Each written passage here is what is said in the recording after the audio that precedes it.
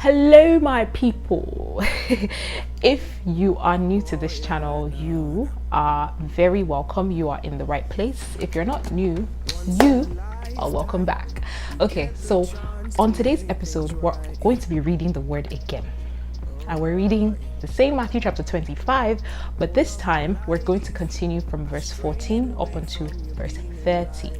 And listen, you know how we do it on here. When we read, we look at the story and actually see how we can apply what we've read to our lives. So you already know. Keep watching.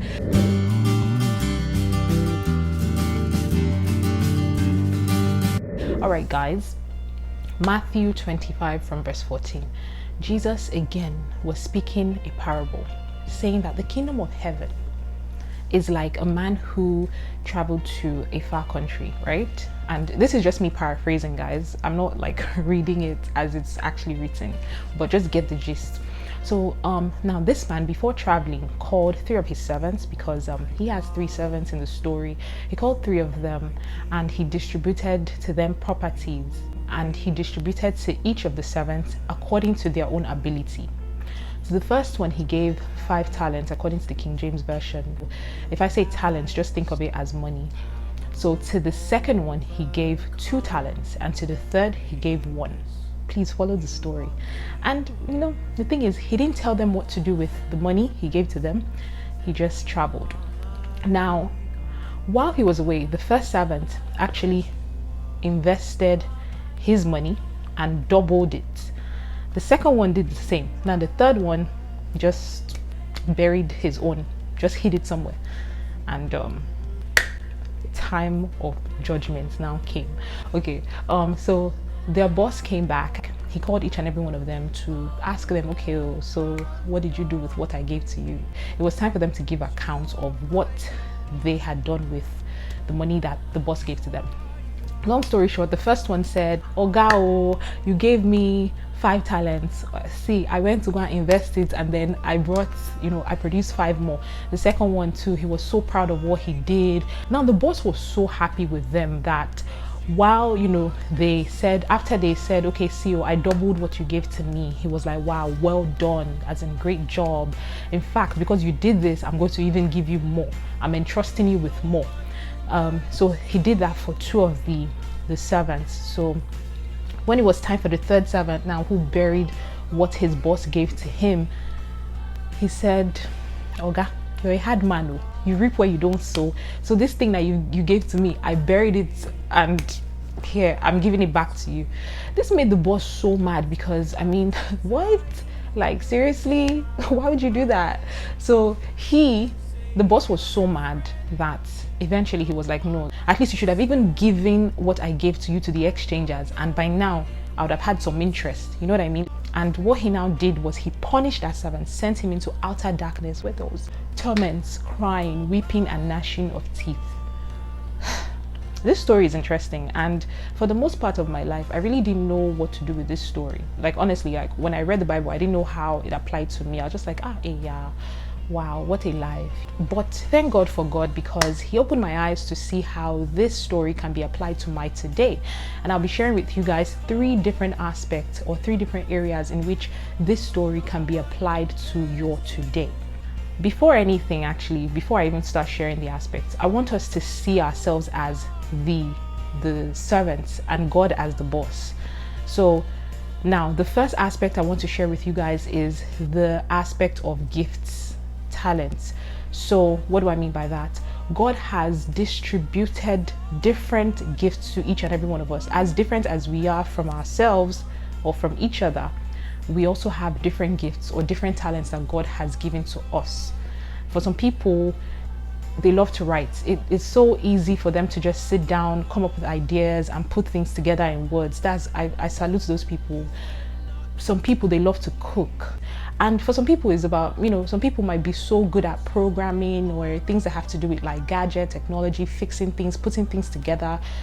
What is it that you have, and how can you even use it to help yourself, to serve other people, and also get a source of income? I've heard some people say this. Some people say, "I don't have any gifts, I'm just useless." And that's not true. God has given to each and every one of us different gifts. For me, Growing up, I didn't know that I had the gift of teaching, but this was how I found out. So in secondary school, for example, like if I knew a particular subject and I explained it to someone, they'll be like, wow, you teach so well. In fact, I got this from so many people that people were asking me, so like, do you intend to become a teacher when you grow older? Like, what's your aspiration in life? Like, do you want to teach because you're a really good teacher? And while I got that from different people, it dawned on me that, wait, oh, so this is actually a gift. For you, maybe people have told you, different people have told you that, oh, you're good at this thing, you're good at that thing. That could be your gift. So that's one way you can find out what your gift is. In Proverbs 18 verse 16, it says, the gift of a man makes room for him and brings him before great men. What does that mean?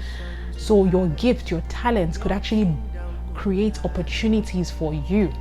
It could be a source of income for you. For me, while I was in uni, I was a tutor. I love to tutor chemistry, organic chemistry, biochemistry, and that was a source of income for me while I was in school. So in fact, teaching even helped me to reinforce what I learned in class. For you, maybe it's cooking, maybe it's baking, whatever it is, it can actually create opportunities for you to serve others and to make a living.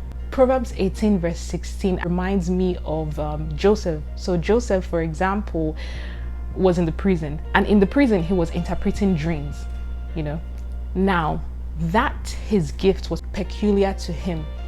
Because of his gifts, the gift of interpreting dreams, he was brought before Pharaoh, interpreted Pharaoh's dream, and became the prime minister of Egypt. So you see how that his gift actually created room for him, created opportunity for him in Egypt. It brought him before the kings. And another thing I also want to say is, if you've discovered what it is that you have, work on it, strive for mastery, perfect it in the secret place. And when you become perfect with it, people will start looking for you, because not everybody has what you have, and a lot of people want what you have. All right, so the second thing, or the second aspect in which you can actually apply this parable to, is the aspect of money. Money.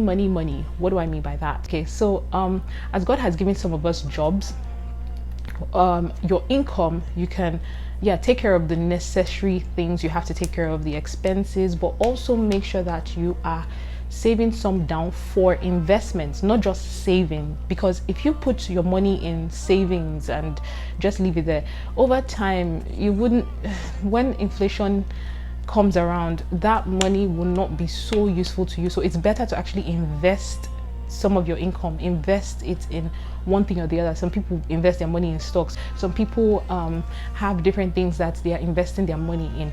Well, some people, it might not even be a job that gives you income, which in turn gives you money to invest. But some people might have maybe some little cash down, one thing or the other. That money, right, can actually be used to learn a skill, and that skill can get you an income. That skill will eventually get you to do something that brings money to you, income. So for example, I'm going to use Forex, because Forex trading is quite popular in this generation. I've heard of like people who are interested in learning how to trade Forex, so they pay for classes and they take their time, learn it within months. Some people it takes like a year, but it takes time, whatever, to learn very well, study the whole act, and then use that skill, that knowledge that you get from the training to eventually start making money for yourself, to help yourself. To that way, you see how you're actually expanding. In Nigeria's economy today, honestly, if you wait for the government, you might be waiting forever. So I know a lot of people who are learning one thing or the other, using their hands to do something, learning something that would actually in turn give them income, or even help establish a big business. So with that, God has provided one thing or the other, resources, money. For some people, it's jobs. The money you get from your job, instead of just saving it, actually use it to invest. And that way, you're multiplying that thing that God has put in your hand. All right, so the third thing I will be sharing with you guys, or the third aspect in which this parable is very applicable to us today. This third point that I'm about to share with you guys is actually the most important one. Like, honestly, even if you neglect the first two that I talked about, this one, please underline it, asterisk it if you're taking notes. This one, just keep it in your mind. So the very third aspect is your life. Your life. What do I mean by that? God in his generosity has given to each and every one of us the gift of life. And the good thing is we are not paying per hour for the breath that we breathe. Another good news is that God has given us his son, Jesus Christ, who, if you accept him and follow him to the end, you are guaranteed eternal life with God, because Jesus said he is the way, he is the truth, and he's the life. No one can come to the Father except through him. That's Jesus Christ. So you don't have to pay for salvation. It's already paid for you with his blood.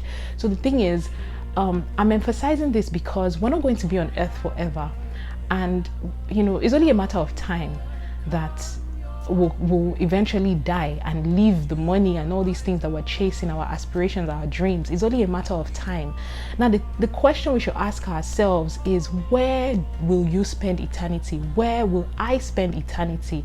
All these things, life is good, life is great, thank God for the gift of life, but the most important thing is actually your eternity, where you will spend eternity after this world, after this earth.